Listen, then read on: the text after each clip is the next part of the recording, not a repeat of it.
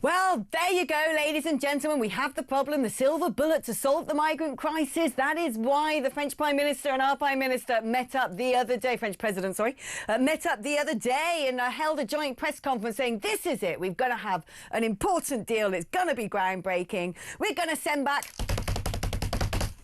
6% of people who cross over illegally into the UK to France. How? Who? What? Well, oh, I don't know. Don't have the details yet. It's a pilot scheme. We can't say anything. It might undermine it as deterrent. What absolute rot. Let's speak now to the Shadow Home Office Minister, Katie Lamb MP. Good afternoon, Katie. I mean, when is a deal not a deal? This. It's not a deal, it's a joke. We don't even really know what it's going to involve. We don't have any of the detail, and the nature of these sorts of problems and solving them is that all of the devil is in the detail.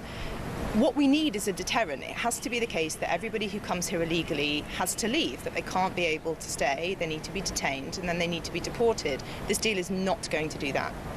No, I tend to agree with you there. But the problem I have is the Conservative Party keep pulling this lever and saying, we had the silver bullet, we had the solution, we had the Rwanda plan. If only we had been able to stay in government, it would have worked. But the problem is, it wasn't working, was it? Because there was about one geezer who got given £3,000 to go home, and that was it. Because as per usual, the leftist lawyers, all of these immigration lawyers, get involved and scupper any chances of getting something done.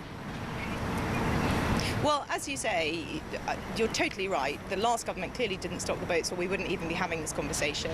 I am a new Member of Parliament, and what we need to see now is an actual solution to this problem. Now, as you mentioned there, the Rwanda deal didn't ever begin. It was never started because of all sorts of legal problems and delays. But the logic remains, if somebody comes here illegally, they either have to go home, if we know where they're from and we can send them home safely, or they need to go somewhere else. So what would the Conservative plan be now, given that the previous one clearly didn't work? I mean, Nigel Farage thinks he's got the answer. He says we just upset France and turn boats around. We've given them enough money. They've had their chance.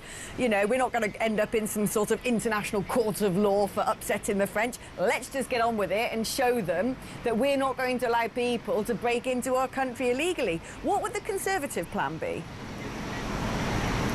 Well, the Conservative plan now has been laid out in a few different amendments in Parliament, some of which I and Chris Philp, the Shadow Home Secretary, have laid to the Borders Bill, which the government passed recently. But it's a combination of deterrent, so sending people to a safe third country. Rwanda is the one that we currently have an agreement from. But lots of other things as well, like crucially disapplying human rights law when it comes to maintaining the border, because within the confines of the obligations that we currently have, it's just not possible to do this. So basically you're saying that we're going to have to leave the ECHR and dig up the Human Rights Act? We are going to have to, at least, so my personal view is that we can't achieve lots of things across the whole of government whilst we remain members of the ECHR, but certainly when it comes to maintaining the border, we cannot do what we need to do within the Human Rights Act and within the European Court of Human Rights. Where would people come who've already come into the country? We know that under the previous Conservative government, the processing time was absolutely enormous. There were people lingering around for years on end, waiting to have it determined whether or not they had a right to be here. When most people applied for asylum, about 75% were told yes, one of the highest rates across Europe. You know, what are you going to do about that? People have broken into the country illegally. Would you still put them in hotels?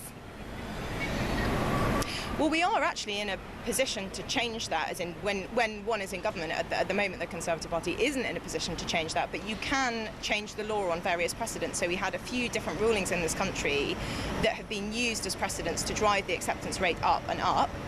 And as you say, the processing time was lengthened and lengthened, actually in some respects because of a good rule, which was to say that if you come here illegally, then you can't get asylum. So all of those people were sort of in suspended animation for the period of time that we were waiting to deport them.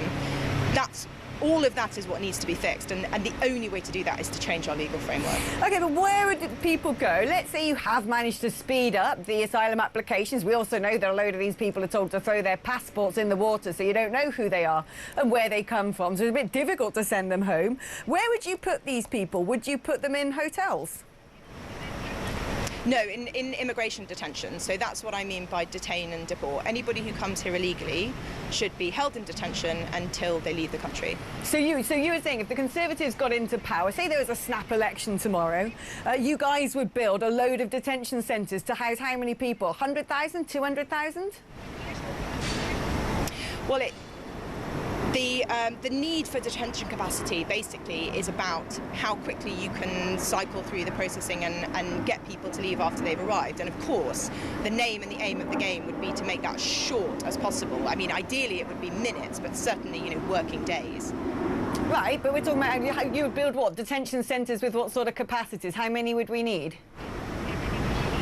You would need detention capacity sufficient that you could manage whatever you felt that time frame is going to be. Say it was 5 or 10 working days, you would need enough detention capacity to hold people for 5 or 10 working days before they left the country. So you'd build massive encampments around the country. What sort of accommodation?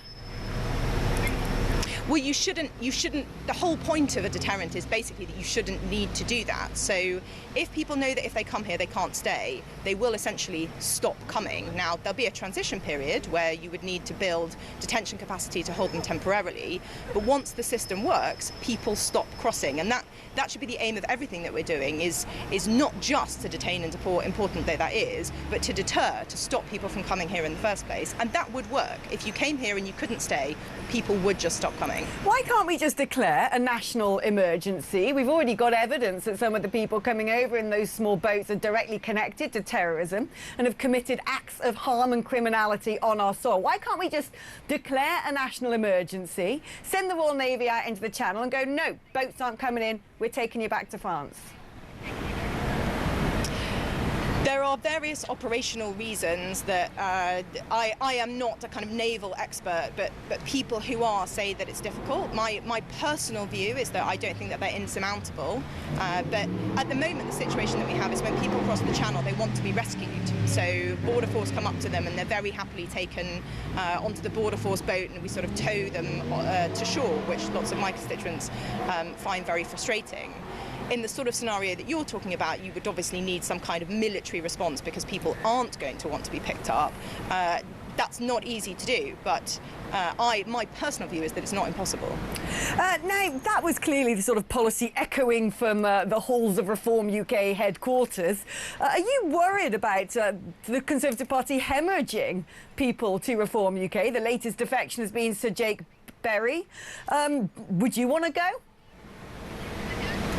Well, we are only a year from probably, I think, the greatest electoral loss in modern British history. The Conservatives lost more seats in the general election of 2024 than any government ever. The public were very angry. I completely understand why. As I say, I'm a new MP. I was elected at that election, and they're not ready to forgive the Conservative Party yet. My belief is that the solutions to this country's problems are Conservative, but the job that we have now is to earn back the trust of the British people. If you thought you weren't going to win your seat next time round because the Conservative Party is still dismally unpopular and Reform UK were going to get into government, would you contemplate jumping ship as well?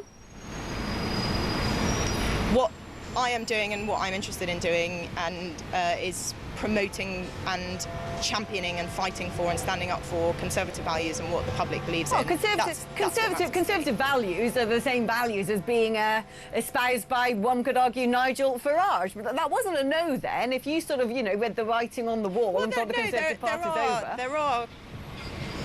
There are clear differences. I don't think there's anything Conservative about supporting raising the two-child benefit cap, for example. So you would never contemplate yourself going to Reform? Out of the question. It's not even something that I'm thinking about.